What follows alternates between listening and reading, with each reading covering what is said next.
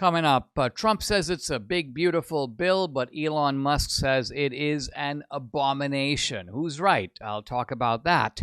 And Kevin Posobiec of Human Events joins me all the way from Poland. We're going to talk about the Polish election and the implications for the MAGA movement worldwide. Hey, if you're watching on YouTube, X or Rumble, listening on Apple or Spotify, please subscribe to my channel. Hit the subscribe or the follow, the notifications button. I'd really appreciate it. This is the Dinesh D'Souza podcast.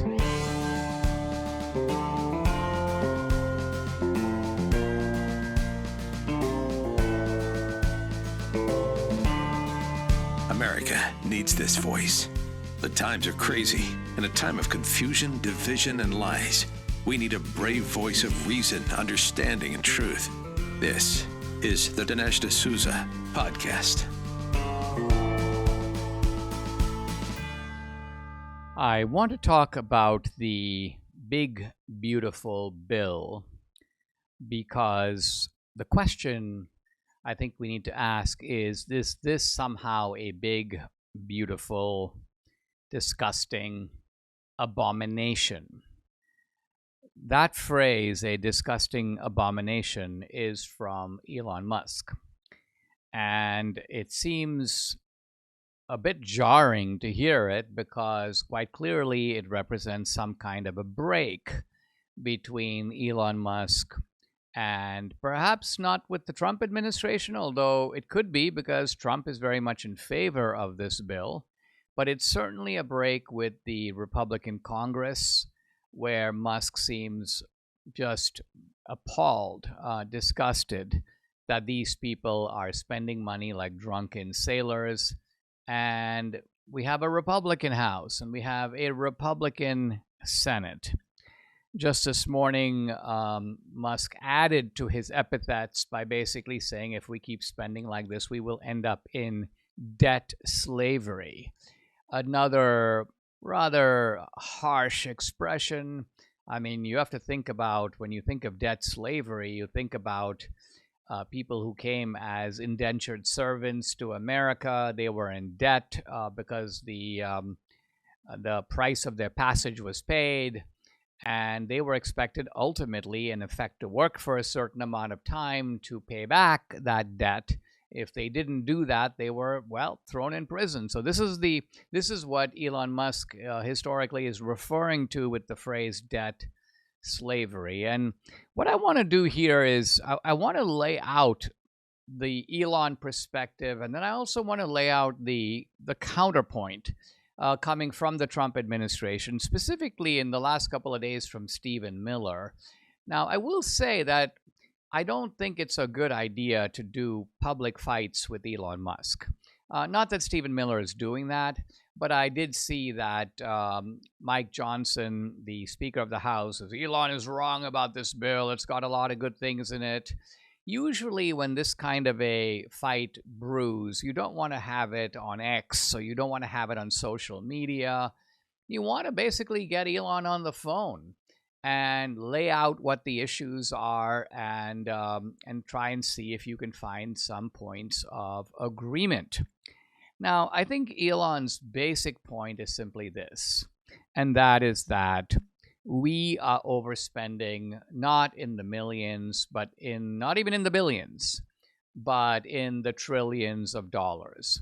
And we have a national debt that, if unaddressed, and I think Elon's point is it is being unaddressed. At the very least, we should not be spending more than we have, not adding to this number. But if we keep adding to it, look at the direction. Just recently, it was 30 trillion. Now it's up to what, 38 trillion. It'll pretty soon be 40. Next stop, 50. And at that point, you're basically dealing with debt that is of a magnitude where it's really hard to see how you're going to pay it off, which means that you're going to do some form of de facto default. So think about the implications of the United States defaulting on its debt. Right now, our debt is considered, our treasury bills, our government debt, the safest in the world. If we default, that is a global signal that the dollar is untrustworthy, people start dumping dollars, which means getting rid of their dollars, moving into other currencies, giving up dollars for something else. And the net effect of that is what? Well, it is devaluing the dollar, devaluing your dollars and mine, because the more dollars that are swimming around the system, what that means is that the buying power of the dollar drops. So think of people today in America who are struggling to make ends meet. Things seem expensive now. Well, guess what? I wonder how expensive they'd be when, let's say, your dollar loses 25 or 50% or 75% of its value. Another way to put that is if a dollar loses half its value, it is roughly equivalent to everything doubling in price. And obviously things don't double in price exactly. Some things go up more, other things go up less.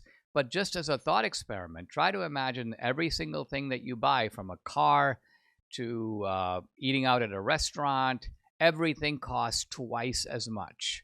And this is the direction in which we're headed. I saw an interesting post on X about a trillion, just to digest the meaning of the word trillion, because we don't really think about it. We're so numbed by these numbers, a billion, a trillion. It's hard to even know what we're talking about. So think about it this way. 1 million seconds ago from now, right now, was May 23rd. So if we count back 1 million seconds, we would be at May 23rd. If we count 1 billion seconds ago, 1 billion, it would be 1993. So think about that. That's 32 years ago. That's 1 billion seconds ago. 1 trillion seconds ago was, guess what? 30,000 BC. So that gives you an idea of the volume of a trillion. Another way to put it in just simple terms, 1 million has 6, is a 1 with 6 zeros. 1 billion is 1 with 9 zeros. 1 trillion is 1 with 12 zeros. 1 billion is 1,000 million, and 1 trillion is 1,000 billion.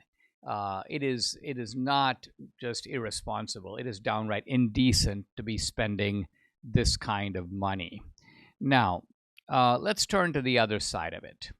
And this is the Stephen Miller sort of rebuttal to Elon Musk. And part of the way that Stephen Miller gets to this is that he shifts the focus of the discussion. He says, first of all, that this is the most significant border security and deportation bill in U.S. history. So this is kind of bringing it back to what Trump campaigned on. Trump campaigned on, I'll seal the border. I will send a lot of the illegals back. And this bill does do that. So in terms of realizing a campaign promise, and in terms of achieving something that is ultimately not just of economic, but also of cultural and even beyond that, of national security importance, this bill does do that. Number two, it is the largest welfare reform in history. It cuts spending on welfare. It strengthens the work requirements of welfare. So this whole idea of able-bodied people, you see a number of these people actually on social media, on TikTok, on Instagram. These are people who are like, they're able-bodied. Now, in some cases, they're like 400 pounds, but apparently they seem to think, I'm 400 pounds, I don't need to get out of bed. I don't need to work. All I need to do is stay at home, watch TV, and eat. And the government should be subsidizing or funding my lifestyle, if you want to use that term. The big beautiful bill says it puts limitations, it puts restrictions on a system that, even though it was reformed to a degree by Clinton in the 1990s, has accumulated a lot of corruption, a lot of waste, a lot of fat. Fat, and I use fat as a pun here, and it needs to be fixed, and it is going to be fixed to a large degree by this new bill. And then there's a further point, which to me is perhaps the most important point, and that is that when the CBO, the Congressional Budget Office, says that this bill is going to add $2 trillion to the deficit, what is the CBO talking about? Does this bill, in fact, increase spending by $2 trillion? No, it does not do that. What it does is it makes the Trump tax cuts permanent. Now, what the CBO is doing is they're acting as if the tax cuts should be expiring as on schedule. And if the tax cuts don't expire, or if they do expire, I'm sorry, then the tax rates kick up to what they were before 2017 when Trump got these tax cuts passed. And so the government would get more money, but it would get more money because, in effect, Americans would be paying more taxes. And since this bill preserves the Trump tax cuts and extends them, the CBO goes, well, we're not going to be getting that money as a result of people's taxes going up, and therefore the deficit is going to go up. And so what becomes really clear here is that the choice is not overspending cuts at all. The choice is, should we extend the Trump tax cuts even though they will increase the deficit, or should we let those tax cuts expire? We should kick everybody up into a higher tax bracket. All of us get to pay more taxes, and the deficit as a consequence will be less. Now, I would argue that our problem with our government is not that you and I are paying too little in taxes. The problem with our government is entirely on the spending side. And so I think the Trump tax cuts should be made permanent. In fact, that is important to achieve one of the key goals of Trump's economic policy, which is to ignite the engines of economic growth. Lower taxes means more incentives. It gives entrepreneurs more of a reason to do what they do because they get to keep a little bit more of their money. And so we do want to bring down the deficit, but not by raising taxes. Now, all of this is sort of camouflaged in the bill itself because the bill, by and large, doesn't talk about spending. It doesn't increase spending. What it does is it reduces or maintains the Trump tax reductions. So I think on the balance, I think that this is a good bill. Not a best bill, not a perfect bill. And again, if I were to draft it, I would spend much less money. But here we come to a problem. And this is in some ways, I would call it by and large, the Thomas Massie Rand Paul problem.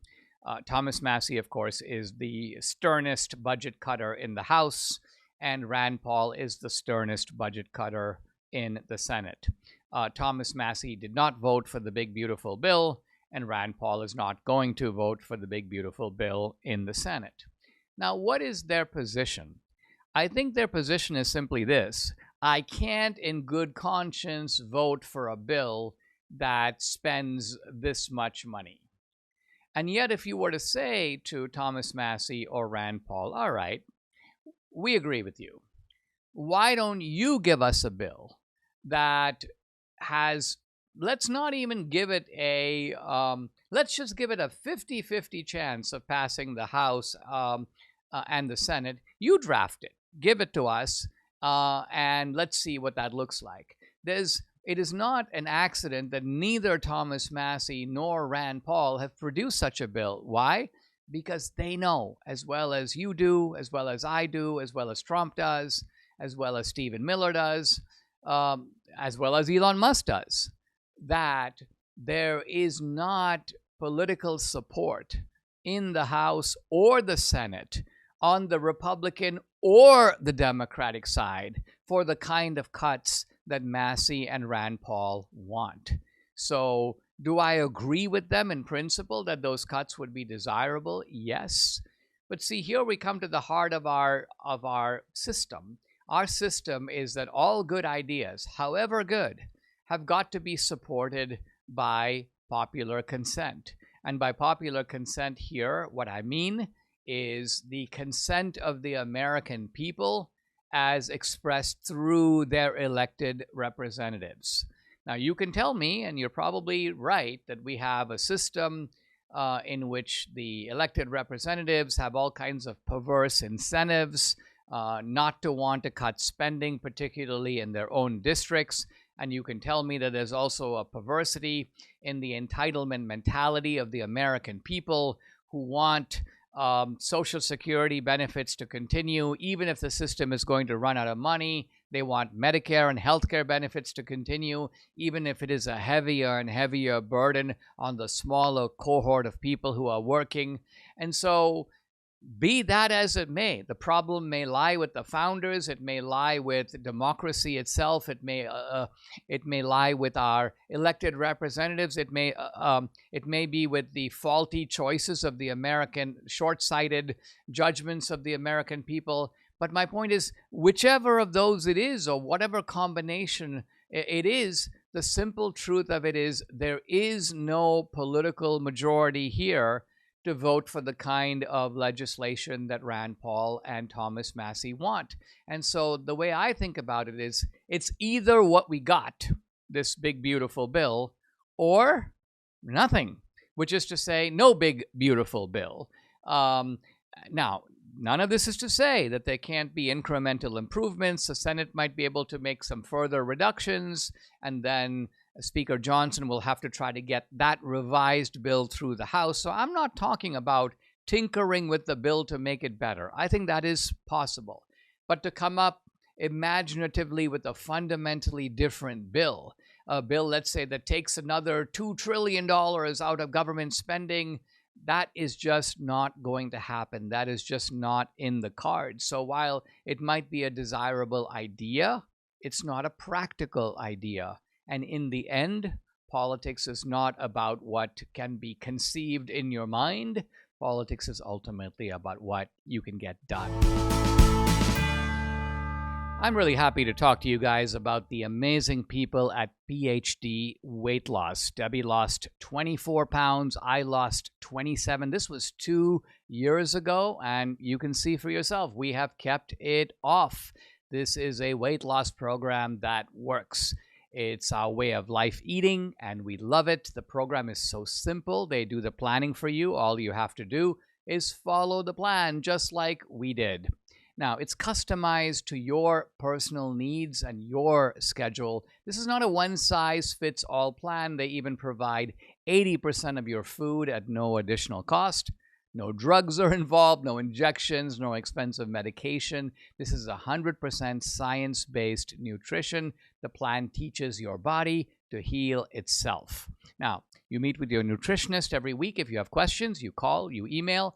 You're never alone. You always have support. The plan focuses on removing the inflammation from your body, so inflammatory diseases, high cholesterol, high blood pressure, type 2 diabetes are always reduced and often eliminated. The first 10 callers who mention Dinesh, that's my name, get 2 free weeks added to their program. So do it. Plus, when you fully commit, you get 15% off your entire cost. Give them a call right now, 864-644-1900. I'll give you the number again. Write it down, 864-644-1900. Don't forget to mention the word Dinesh for a load of savings. Do it. It's time. The Trump administration has their sleeves rolled up. They're streamlining some pretty monumental moves right now. But, it's difficult for them to take your personal finances or mine into account when trying to fix the country. We have to do that for ourselves. Now, this is why tens of thousands of Americans are buying gold, and are buying it from Birch Gold. Now, here are some facts. In the past 12 months, the value of gold has increased by 30%. Central banks are buying gold in large quantities. They've got to have a reason for doing that. The real reset on the horizon, where BRICS nations are looking to unseat the US dollar as the global reserve.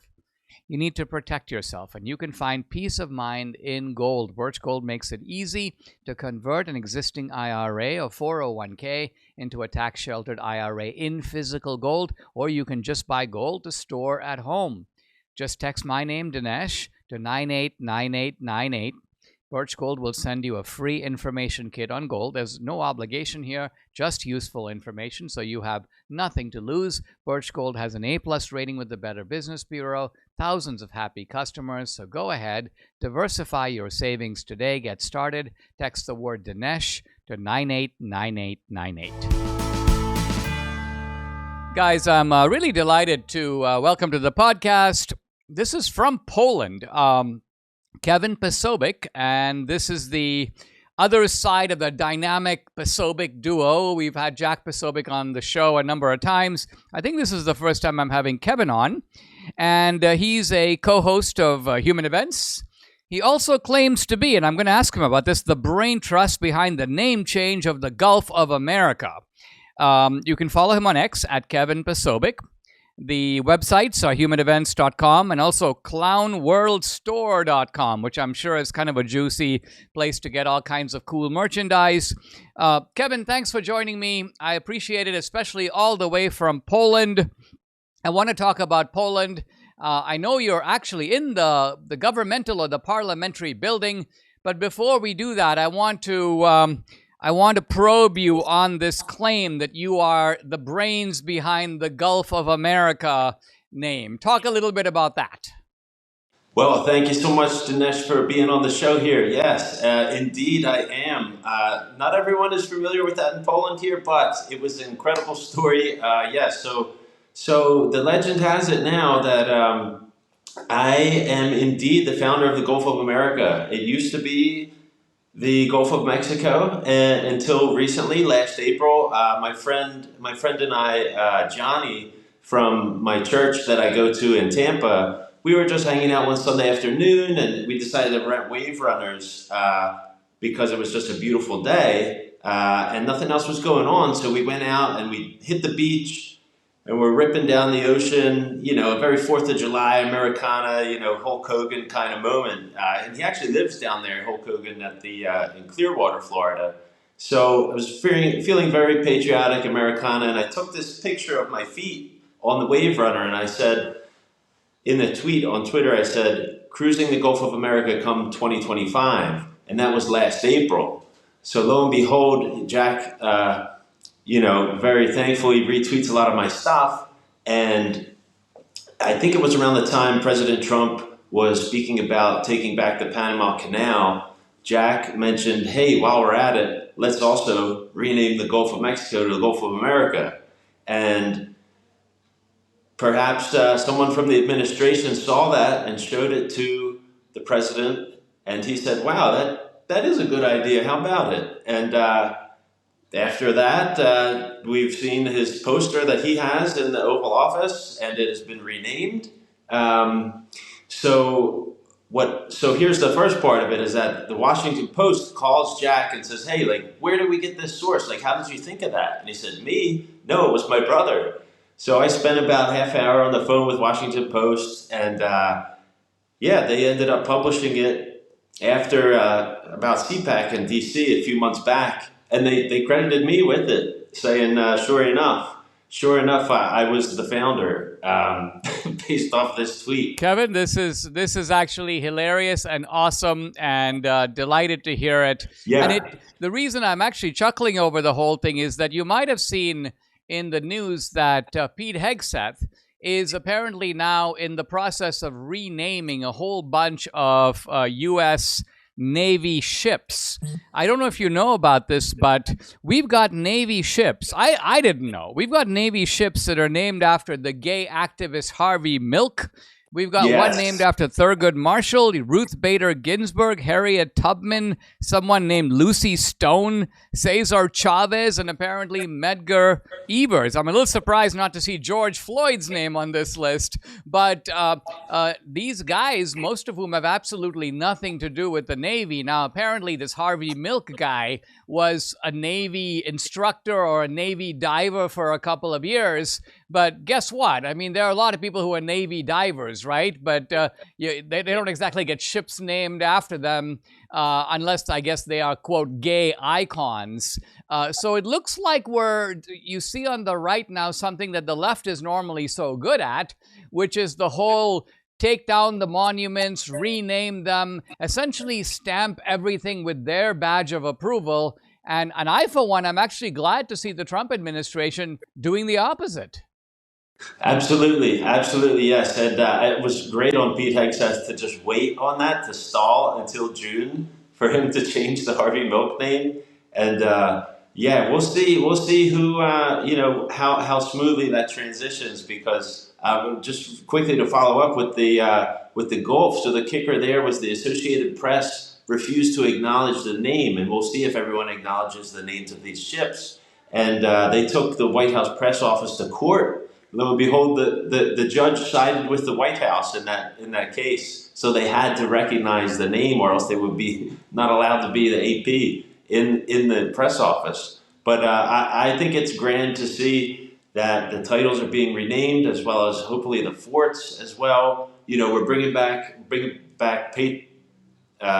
patriotic spirit, and it's amazing to see. And even in the military, there's no more painting your fingernails or having, dyeing your hair color. So it's a great move on Pete Hegseth. All right, let's pivot to our topic of the day, which is to say the election in Poland. It seems to me that this is a very significant election and couldn't come at a better time, because both in Canada and in Australia, we basically saw the left-winger, Mark Carney in the case of Canada, the Albanese government in Australia. So you have sort of anti-Trump currents that have been blowing in Canada and in Australia. The Polish election was critical, and it seems like the result was a surprise. Was it a surprise to you? Give us a little bit of the background and tell us why you're there. Well, actually, I'm here. We have Polish roots. It was a fantastic surprise. It was a razor thin victory from Karol Nawrocki and the Peace Party. And my goodness, I was here for it on Sunday. I got to attend the election party as well. And yeah, there's a rise in patriotic nationalism here. There are so many similarities, Dinesh, between like the Trump campaign and like the deep state tactics against Nawrocki. He had Soros funding from the mayor of Warsaw for Tchaikovsky, the left runner, and so there was just very similar tactic. And matter of fact, we have maybe perhaps a surprise as well for us. We have a special advisor to the deputy of the House here, Speaker. This is Mateusz Marszak, and he was also directly involved in the campaign win. And so, yeah, we're here today to see some parliamentary proceedings, in the first few days after the election. Well, if I can pose a question to him, and it seems like there is a close similarity between the left in Poland, with its emphasis on globalism, the idea of trying to open up the border, a kind of softness on crime. Am I right in saying that that the same issues that defined the American election of last November are somewhat identical to what was going on in Poland? Yes, first, hello. It's very nice to be a guest in your show. And of course, there is a lot of similarities between the left in the United States and here in Poland. Actually, the example you gave, the migration, we have the big migration crisis since before the Ukraine-Russian war, since 2022. And the leftists, all they do is saying no one is illegal, any people, there's no illegal people. But we have actually people coming from Belarus, the Belarus regime regime is bringing them from the Middle East, and they are trying to force them to go to the Europe, to Poland, and our soldiers, our military, our border guard is doing their best to protect our borders. And there are leftist activists, and even some MPs from the Tusk party, that they're doing things against our soldiers, against our border guards, and they're helping smuggling people, literally. And if I could interject too, Dinesh, so Navrowski ran on certain policies that are anti-woke in that, you said the left here wants to take down statues. He's trying to make it not unlike Trump's policy of a 10-year sentence for if you touch any of the statues in America. And he made a comment recently saying that no crosses should be removed from offices in Poland as well. So he's very, very religiously minded, and that should be seen to take precedent through his policies as well. And they are very much no nonsense around here. And specifically the Red Army statues and the remnants of the Soviets in Poland, they are also actually helping to promote removing them. So in a sort of good way to remove those statues, but to retain their sovereignty, to establish Polish strength as their own nation and sovereignty. Yeah, Nawrocki, he's actually a PhD in history. He was the head of the Polish Institute of National Remembrance. So he was actually hunting down and people who was trying to change the history about Poland and what happened to Poles during the Second World War. And he actually was the one who made it possible to destroy the Soviet statues around Poland, and for that he's on the most wanted list in Russia. So that's right. Kind of interesting. Actually, Russia put a price on his head just to bring him and accuse him of destroying the Soviet heritage. And he was doing his best to actually fight with communism, left agenda, this as you said, woke agenda in Poland. And I think, I'm from Confederation Party, so that's a different party than Law and Justice, but I believe he still will be better president than his opponent, Mr. Trzaskowski. So there's a bit of a coalition there at the end, because instead of just Republicans and Democrats, they have about 5 parties, or maybe our 11. Our system is a little bit. It's different. We got many parties. Yes. And either way, though, Dinesh, they have paper ballots, so there wasn't anything to be worried about as far as your chapters with about the mules and about the police state. They had I think roughly 37 million people population. Yes. And they had just a few hours into the night, and they were able to count all the paper ballots for this election. Wow. Let me ask you both a question, and that is that it seems like in Europe, the powers that be have been trying to block right-of-center parties. You see this happening, for example, in France with Marine Le Pen. You see it in Germany with the AfD. The European Union has treated Hungary as a kind of pariah. And do you expect that they will now, the EU and the globalists in Europe, try to put some kind of outside pressure on Poland to get you to sort of buckle or bend the knee, as we say here in America, to sort of give in to the priorities of the EU? Or are you confident that the new government will be strong enough to be able to push back? So just recently, Donald Tusk put out, a vote of confidence, I see just today. And it seems that there will be also a coalition, because I think they need 3/5 majority to help him in this way. But also, I think he made a message as well about a certain plan B, towards the new president. And also for the American audience, they have the president of Poland and then the prime minister. So it's not just the president like we have with Trump. So So the president does have power to veto things, and he's also in the control of the military as well, I believe, right? Yes. So, but the prime minister controls all the legislation.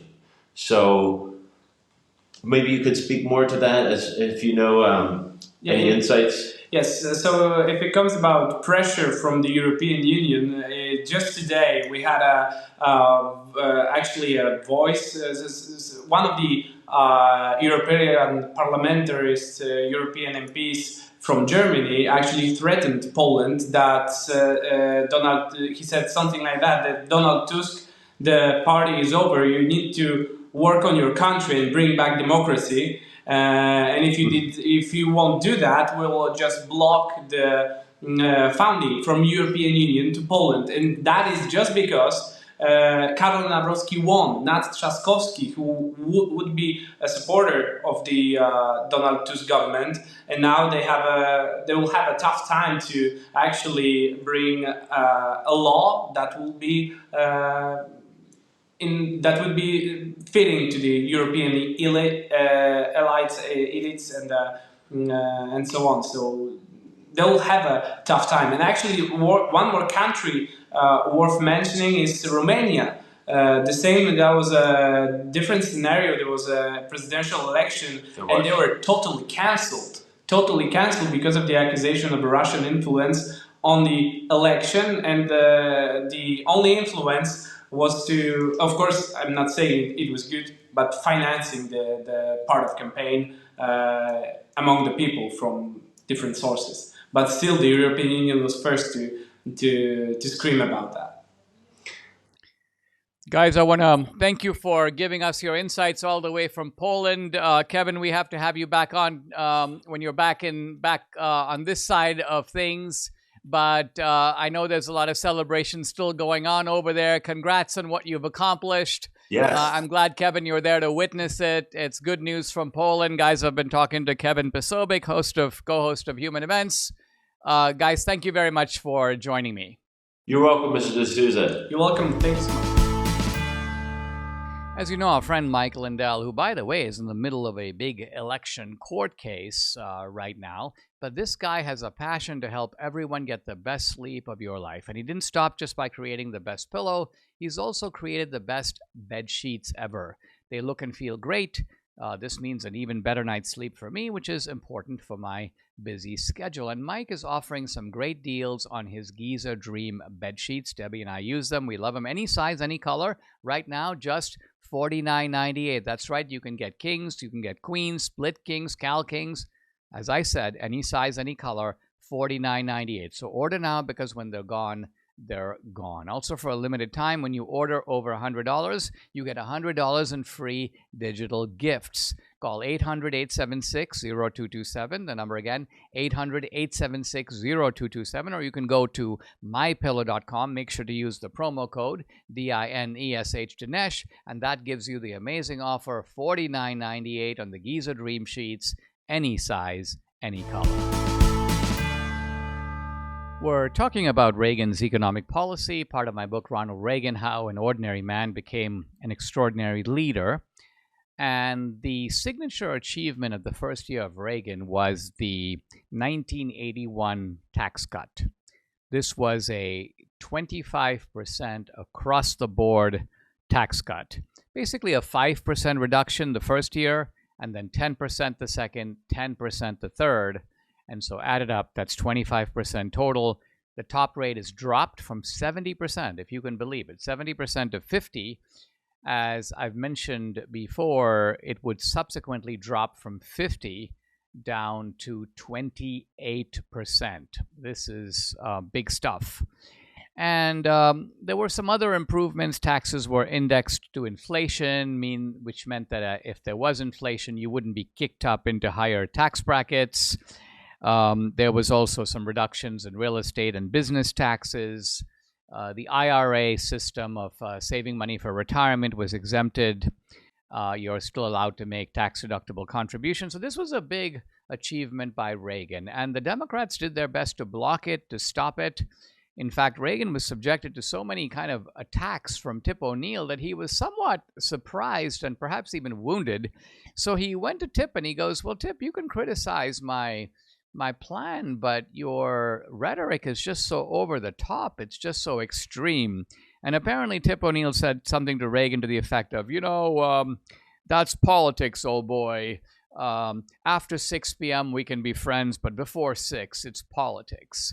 And so Reagan was like, okay, well, I guess it's politics. And that's when Reagan unleashed his one of his famous lines about Tip ONeal. He goes, Tip, you're a lot like the government. You're big, you're fat, you're out of control.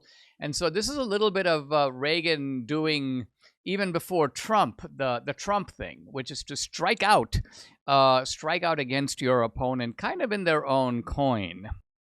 And the other thing about Reagan that's worth noting, and this is also something that's interesting to compare with Trump, is Reagan was a really very shrewd negotiator. His approach was by and large to say no, no, no, no, and extract more and more concessions from the Democrats. And then right before the Democrats would walk out of the room in disgust, Reagan would give in and sign. So in other words, Reagan's point was to get an agreement. Why? Because you look at the bill that you end up with, and it's not perfect. It's no more perfect than the one big beautiful bill we're dealing with now. The question you always have to ask in these situations is, compared to what?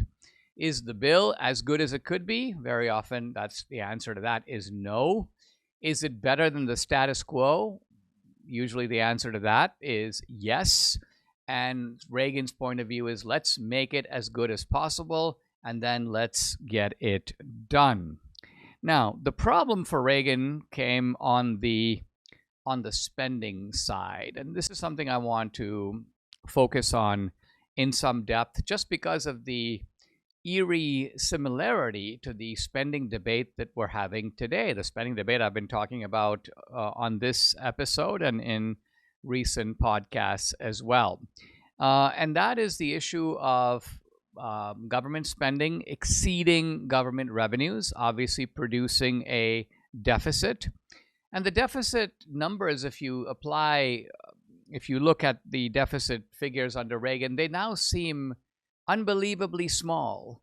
And yet they were not small at the time, and they caused a lot of controversy. And if you can believe it, Democrats were complaining about deficits. The very Democrats that have blown the budget, that push for spending even now and would spend us into bankruptcy if they could, nevertheless, they complained under Reagan of, quote, $200 billion deficits as far as the eye can see.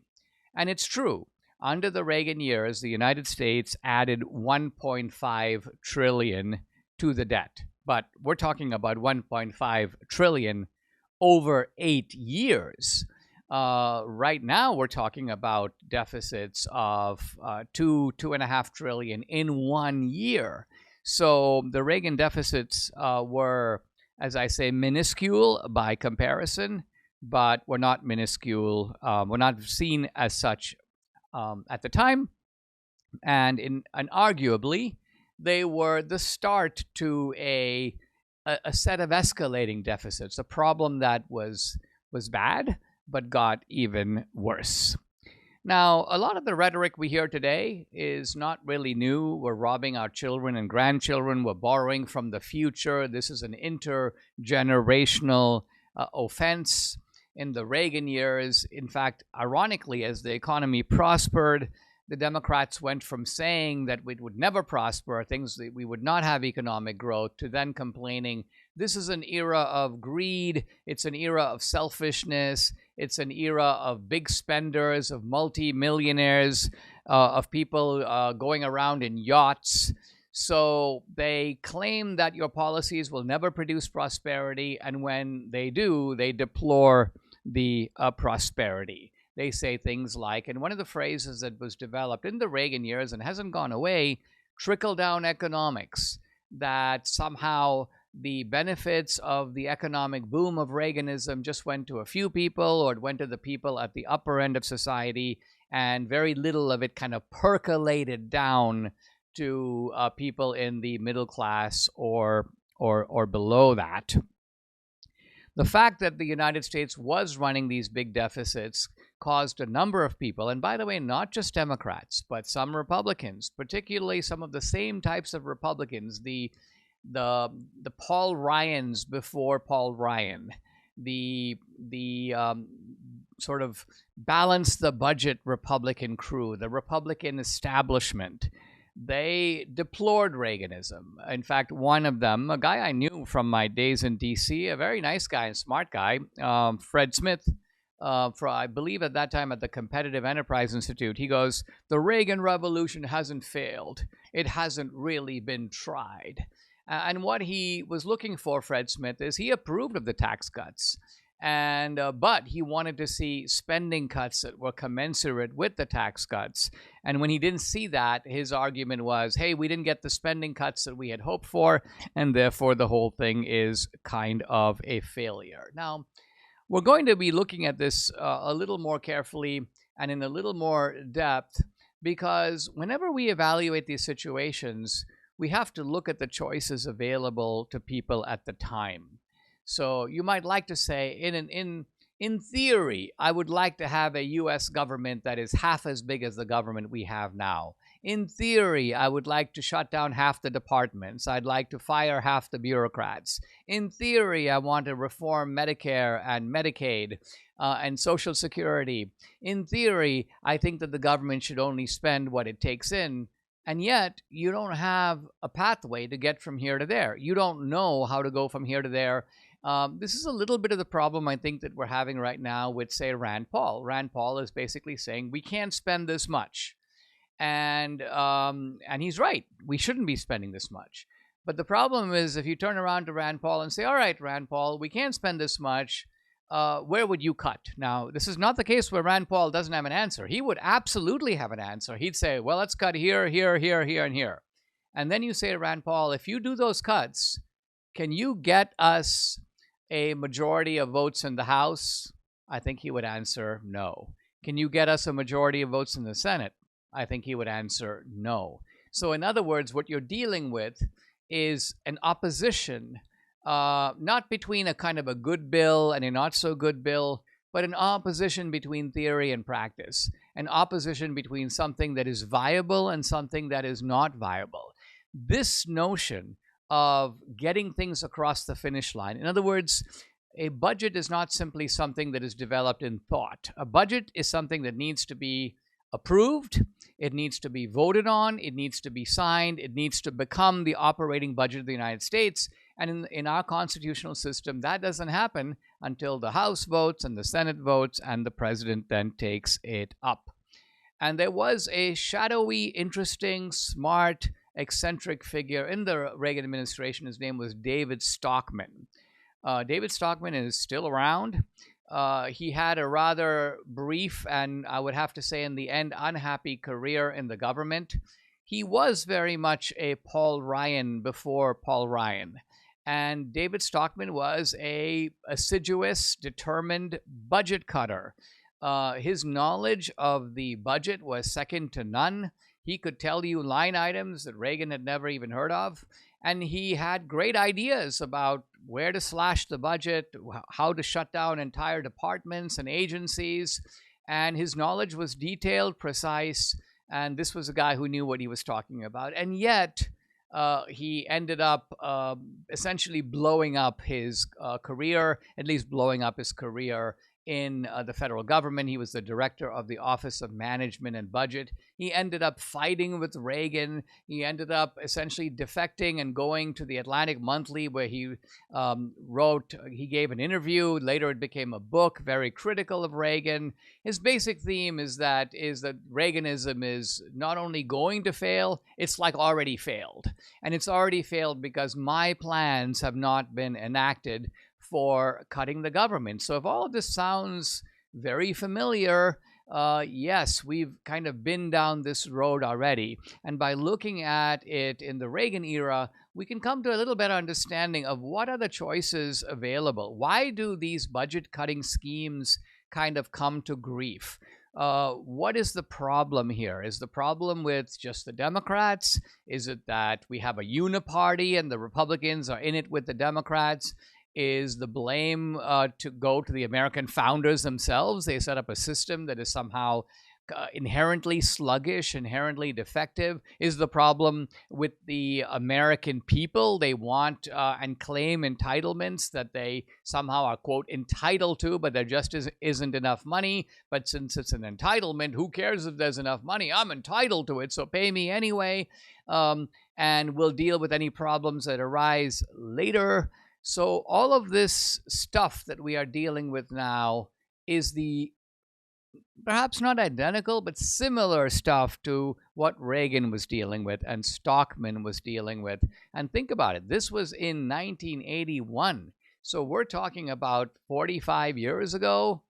The, you may say, different music maybe, but kind of the same tune. Subscribe to the Dinesh D'Souza podcast on Apple, Google, and Spotify, or watch on Rumble, YouTube, and SalemNow.com.